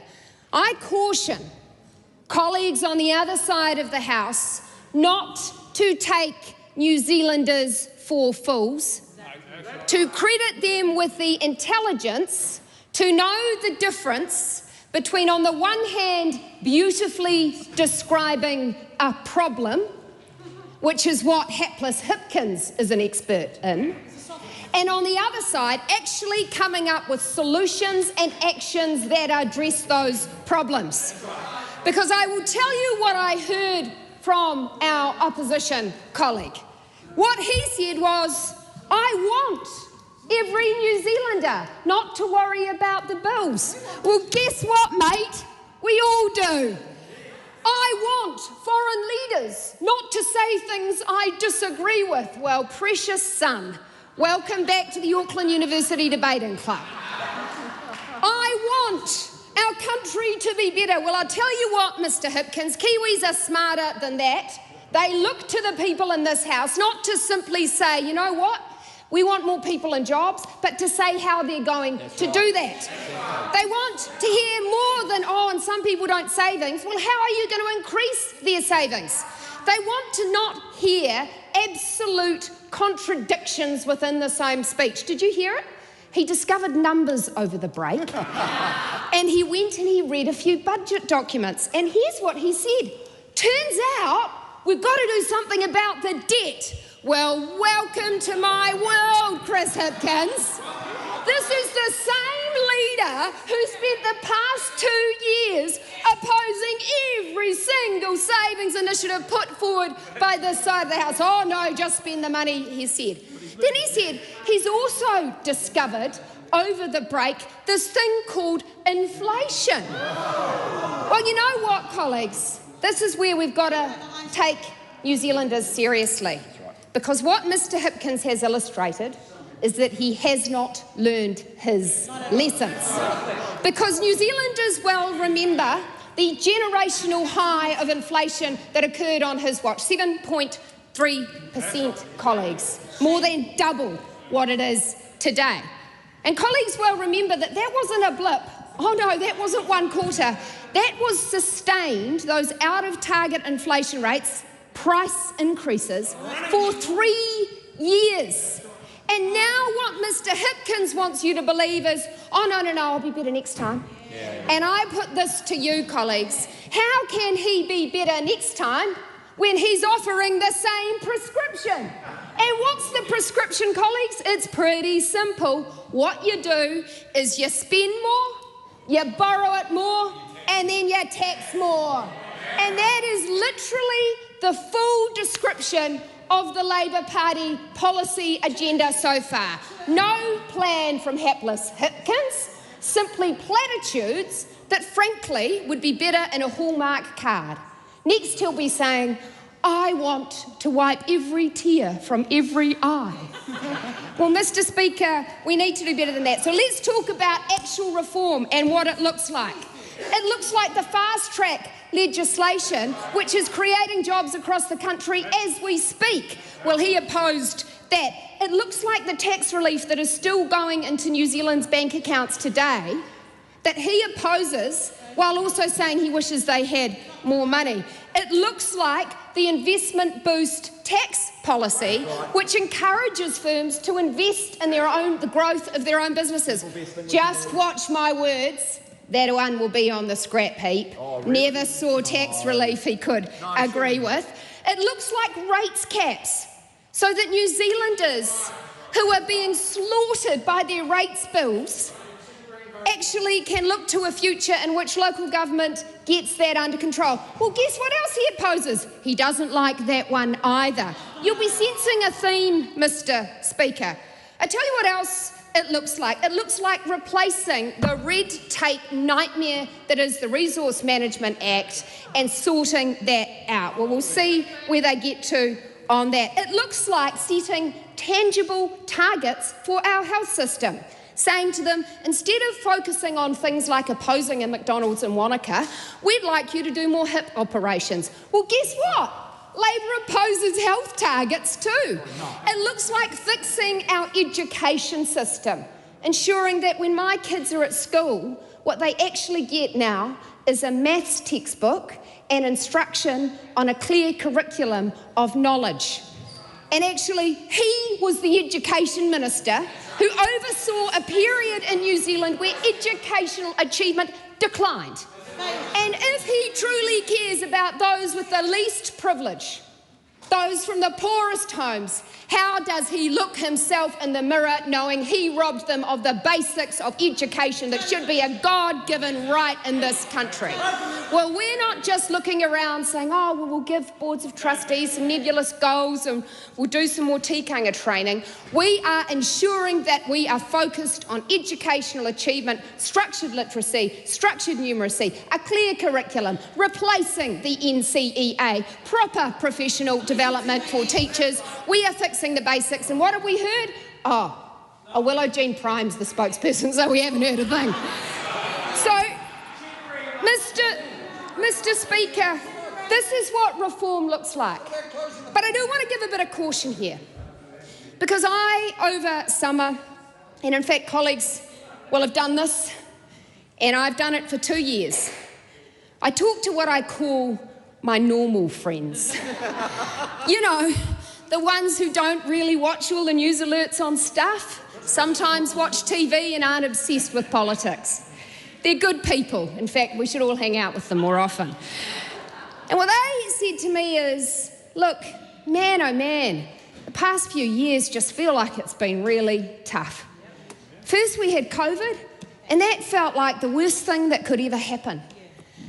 And then after COVID, we had that time where prices were going up, house prices were exploding, we had that really, really high inflation, my mortgage bill was going up, it was crazy.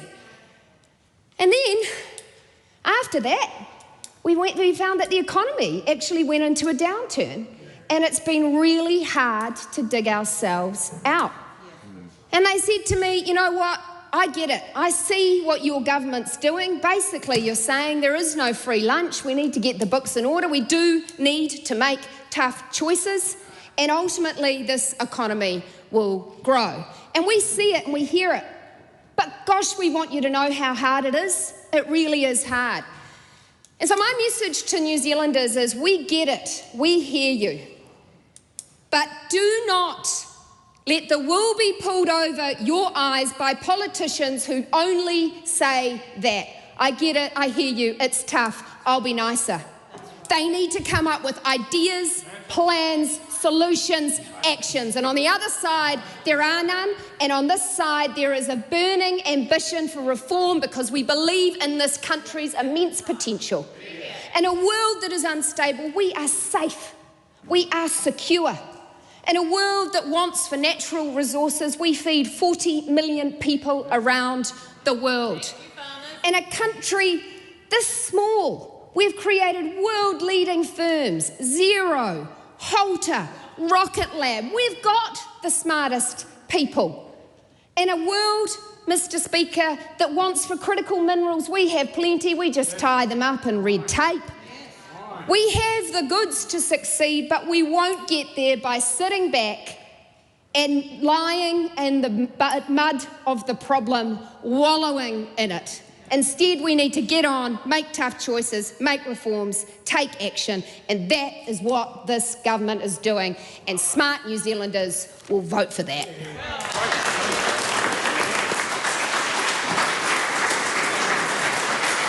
The Honourable Dr. Deborah Russell.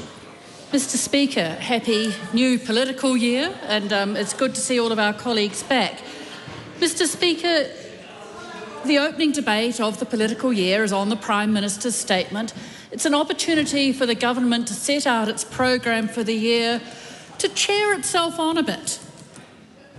And what did we hear from the Minister of Finance's speech? Well over half of it spent in attacks on the opposition. No attempt to set out their own program, no attempt to say what was good about their program. Instead, it was just a series of, frankly, quite malicious attacks on the opposition. And it's unsurprising, because the Minister of Finance is failing in her job. She is not doing well, and we can tell that by the way that ordinary New Zealanders are doing it tough. Now, let's recall that Nicola Willis, leading into the election in 2023, said that her plans would fix the economy. And in fact, that if her tax plan didn't work, she would resign. Well, in the pre-election update in 2023, we were predicting that growth would be at 1.7% in 2024 and at 2.3% in 2025. Nicola Willis's fix for that? 0.5% down in 2024, 0.6% down in 2025. Has she resigned yet?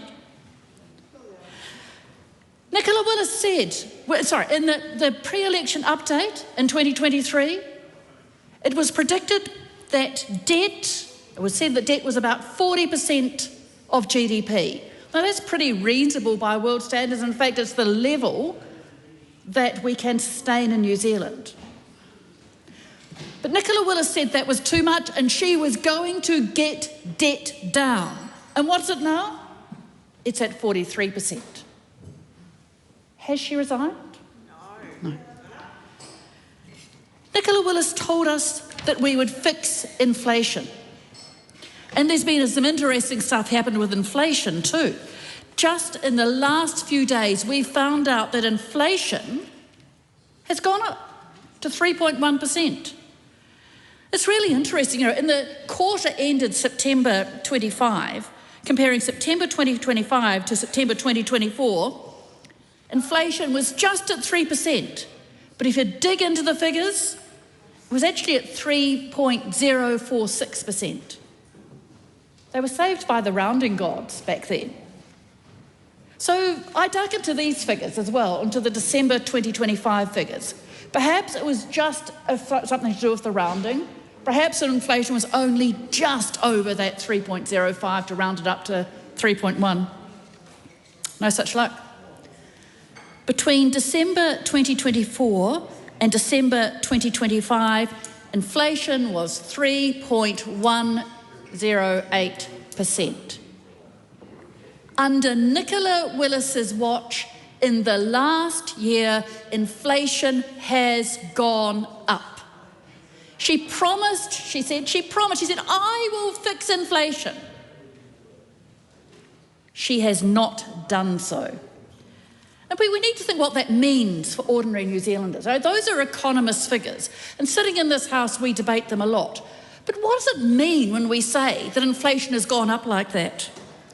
Well, underlying that are food prices. In the last year, milk, a 2-litre bottle of milk, has gone up 15.8%. It's now nearly $5 to buy 2 litres of milk. In the last year, meat has gone up 8.2%. That means we're paying more to eat some meat in our meals, and we're a meat-eating nation. That's what we do. In the last year, bread has gone up 58.3%. Those are the Stats New Zealand figures that have come out just in the last week. That's a huge increase in a basic, a staple that mums rely on when they go to the supermarket to get the bread for the school lunches. For ordinary New Zealanders, the squeeze on their pockets is real. And it's fascinating to see how that has played out. There was some data out just a few days ago that came out from retail, from Stats New Zealand, and Retail New Zealand commented on it. And what it showed was that despite a bit of a surge in November on the Black November Black Friday sales, in December, retail spending was down year on year on December 24. People are scared to spend money. There's a little bit more than that too. The amount spent on credit cards went up. People are reaching into credit to pay for day-to-day expenses. And now, retail sales seem to be declining. You know, our retailers were relying on a good December to get through, but it hasn't happened. And what does that mean? We're going to see retailers closing. You know, one that spoke a little bit to my heart, because I love crafts, was Minerva Crafts here in Wellington. Can't sustain it anymore. They're closing. That was announced just in the last few days. The problem is, when a retail business goes, it's the owner's income. It's the people who work there. That's their income too. And that means more families relying on benefits. It means more families who do not have an income. It's not just a business going out of business, it's people losing their income, and that squeeze on the back pocket becomes even more real. And that is the way that Nicola Willis says she has fixed this economy. She has made a series of choices about this economy and how it will be run. She's made a series of choices that actually have got us into trouble. You know, people say, why is it like this? And over on that side of the house, they blame the last government. Well, frankly, that's wearing pretty thin. They have been in power for over 2 years now, And more to the point, they made big promises about fixing it. And have they done so? They have not. You know, they made a choice to stop building social housing. That's right. Carried on with the existing projects, but they stopped all the future ones. So what are people working in that industry to do when their pipeline of work is disappearing? Well, they've packed up and left. You know, they made a choice to fire masses of public servants. And that choice has flowed right through into the streets of every town. We've seen, particularly in Wellington, we've seen businesses closing down, but it happens elsewhere too, because people who do not have income, they have money in their back pockets, do not spend it in the local shops. They made a choice to underfund the health system so that people cannot get the treatment they need on a timely basis. Those are all choices that government has made. And they've had the immediate impact on the people who've lost their jobs, on the operations that have not been performed, on the homes that have not been built. They've had a long-term impact on all of us. And that was their choice. Here on this side of the House, our focus is on jobs, it is on health, it is on homes, it is on the cost of living. Those are the policies we will be working on this year to ensure that all New Zealanders, not just the rich few, to ensure that all New Zealanders have an opportunity with a bit of hard work, with a bit of input into their communities to get ahead, to thrive, to have a roof over their head and food on the table, and the capacity to go out and participate in our society, to enjoy all the great things that New Zealand has to offer. So we're asking New Zealanders to consider this. We've got a big task ahead of us to build for the future, to make our country better again, but to do it not just for the few, but for the many. To ensure that government in this country works for all of us, whether we live in an isolated settlement in Northland, whether we live in Christchurch, which is flourishing at the moment, whether we live in Wellington or New Plymouth, whether we are a farmer or a builder, a teacher or a nurse, we want to make this country better for all of us. Steve Abel. It can be told what somebody values not only by what they say, but by what they choose not to say. Not only by what they focus on, but by what they ignore, deny, and remain silent on. There is a word glaringly absent from the Prime Minister's statement and from his State of the Nation speech a few days ago. That word, Mr. Speaker, is environment. The cradle of nature by which our existence is held doesn't get a mention by this government. Much of the Prime Minister's obsession with economic growth contains implicitly his commitment to destruction and sacrifice of the environment for the profits of the few. His government may have ended the war on landlords, Mr. Speaker, as he put it, but it has declared the war on nature. The Prime Minister only talks of money, of growing the economy as the highest aim of his government. He never mentions society, community, the good of the people or the health of the people, and even in the shadow of another extreme weather event, he doesn't mention the existential challenge of our generation, climate change. And as if we live only in an economy, not in a country and a nation state, he never mentions the founding agreement, Te Tiriti o Waitangi. Because his ideology is money, Mr. Speaker, the accumulation of wealth in the hands of the few, while most people can't afford to put food on the table. I sought out the original definition of oligarchy from 2,400 years ago, Mr. Speaker, by a gentleman called Plato.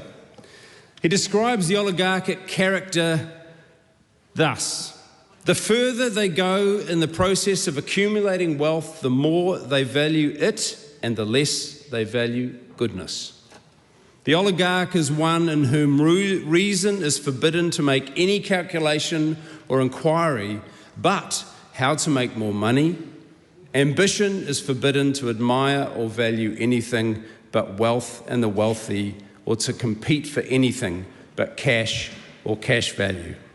To the money-loving businessman, honour and admiration and office are reserved for the rich, and the poor are despised. That defines the attitude of this Luxon government, Mr. Speaker. Perhaps the most glaring example of this government putting the value of private wealth over goodness is that the newly to be passed primary legislation designed to supposedly protect our environment will now be centred around the protection of private property rights. How glaring an example can you get of the sacrifice of the commons and the common good for private profit? The short-term sugar hit of Aussie mining is more important than the precious species that this government jokes about sending to extinction. Whether on the Denniston Plateau or on the beautiful native forests of Coromandel, on the spectacular landscapes of Otago, or in the deep ocean of Taranaki, or the precious crystal springs of Te Waikarepupu, they shall destroy what is irreplaceable and what is not theirs, but is our common inheritance, and they will destroy it so that a mere few can have more money. Luxon's State of the Nation spoke of making money by making rockets and milking cows. But if those rockets are supplying data for US invasions of sovereign states, and those cows are so overstocked that people can't drink the water from their kitchen tap because of nitrate contamination, then all he's done is sold our souls, our rivers, and our public health for the profits of the few. Chasing the miserly royalties of boom and bust mining and drilling that leave a toxic legacy of arsenic and cyanide tailings dams is no match for New Zealand-owned industries based on renewable resources like wood and wool and wine and our creative and innovative wherewithal. That is the path that the Greens support for nature and people, where communities are put first, not profits of the few. That is the way to a fossil-free future where we can have lasting livelihoods and a decent life. When the oligarch speaks, he never mentions the common good and the public good.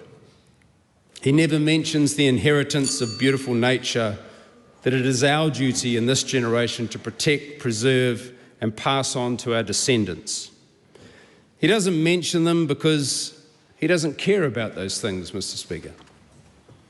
And so is manifest Plato's simple and ancient truth.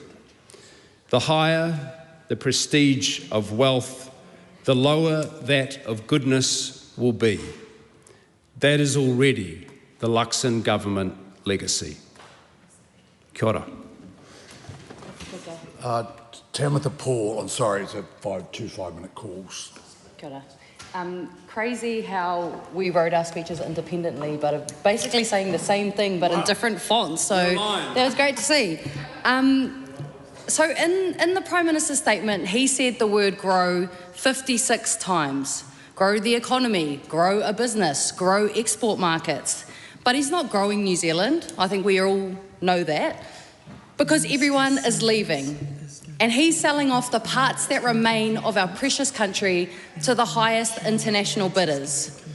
But how can the Prime Minister lament about the need for growth and then in the very same sitting here in the House feign concern about the constant natural disasters that continue to happen year on year? And I don't know how much mental energy the Prime Minister actually gives to thinking about the environment, but I would assume, based on his statements today, that him and his cabinet hold a philosophy that we are somehow separate from or superior to our environment. What we have seen this year and every year that a 1 in 100 year event happens, which seems to be every single year, is that we are not separate from our environment and that we are in fact an extremely vulnerable part of our environment. We are very much at the mercy of Mother Nature every single second that we breathe. And over summer, I had a great summer, by the way. Hope you all had a great summer too. I was out fishing and there was a thunderstorm. Out fishing on Whangarei Heads and there was a thunderstorm. And I remember just sitting there. The thunder was so loud, I was covering my ears. My dog was terrified. The ocean picked up and I just thought, we are so small. Us human beings are so small in the context of the force that is nature. And what it reminds me of over and over again is Māwiwi whenua, Māwiwi moana, Māwiwi awa, Māwiwi tangata. If the land is sick, if our oceans are depleted, and if our rivers run dry, the people can be nothing but sick. And rather than tending to her, rather than tending to nature, one by one, we're leaving. We're abandoning that duty. And even today, before question time, I said farewell to one of